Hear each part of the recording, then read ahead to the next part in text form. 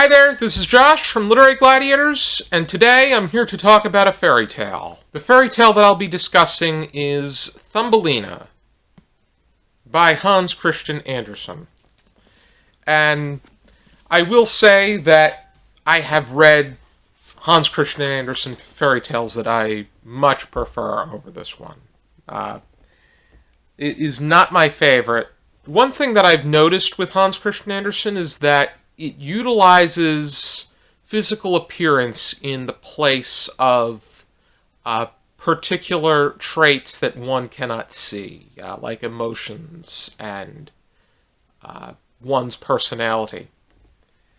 And I think that it's interesting that he takes this approach and applies them to different animals.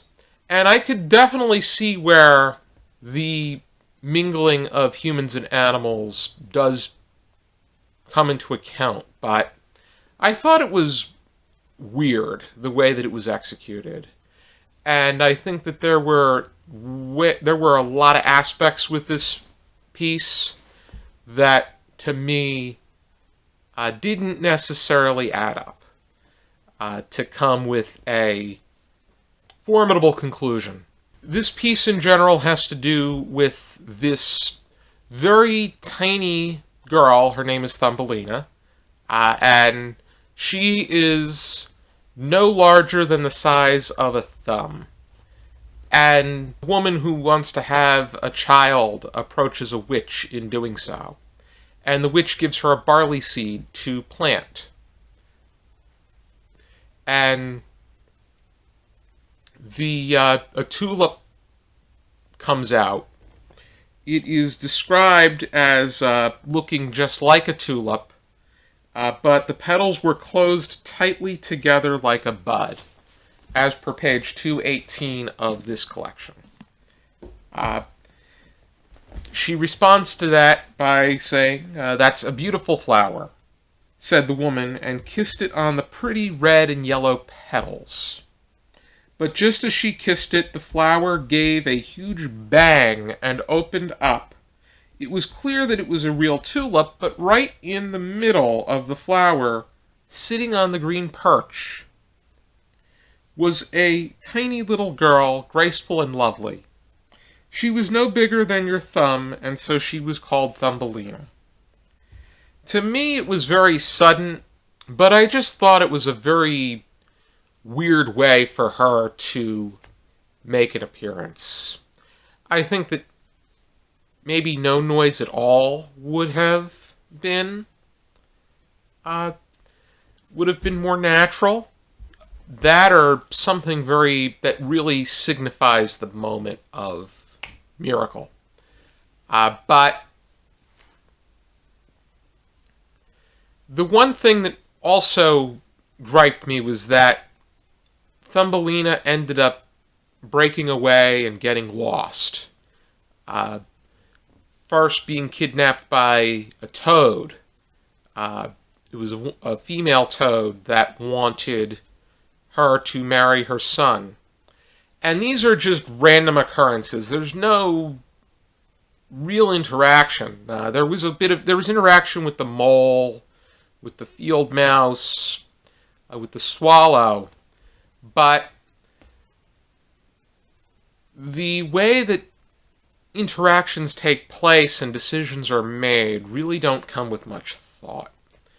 And when she is swept away from her mother, the woman is never seen again. Perhaps this could be allegorical for going out into the real world. And sometimes when you go out into the real world, you break away from your parental figure, even though in our world, in many cases, you still continue to interact. But she's just brushed away, and we never hear from her again. So it causes me to scratch my head unless it's taken into account that this is allegorical, where the toads represent those that are homely and maybe entitled, The mole would represent somebody who is of a reclusive or ancient breed, where the mole is just happy with not being out in the world. You've got the field mouse, who... The field mouse is just very helpful and pleasant. But the swallow is the one that really provides Thumbelina that opportunity to demonstrate her strengths. And Thumbelina helps the swallow to the point that the swallow provides her with a little prince that is just about her size. He's described as being adorable in the eyes of Thumbelina. But the thing about that turned me off to some extent was the fact that she never even interacted with this little man. She's just making a snap judgment based off of physical appearance and the fact that she feels an ecstatic sense of beauty when the two come into contact with one another.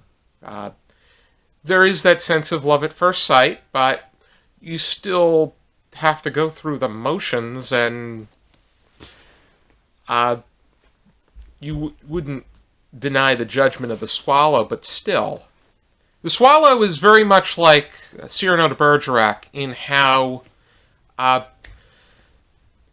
Cyrano de Bergerac helped Christian be able to garner a relationship with Roxanne, whereas even though Cyrano had feelings for Roxanne himself, in this case, the swallow led Thumbelina to this little man, even though the swallow had feelings for Thumbelina.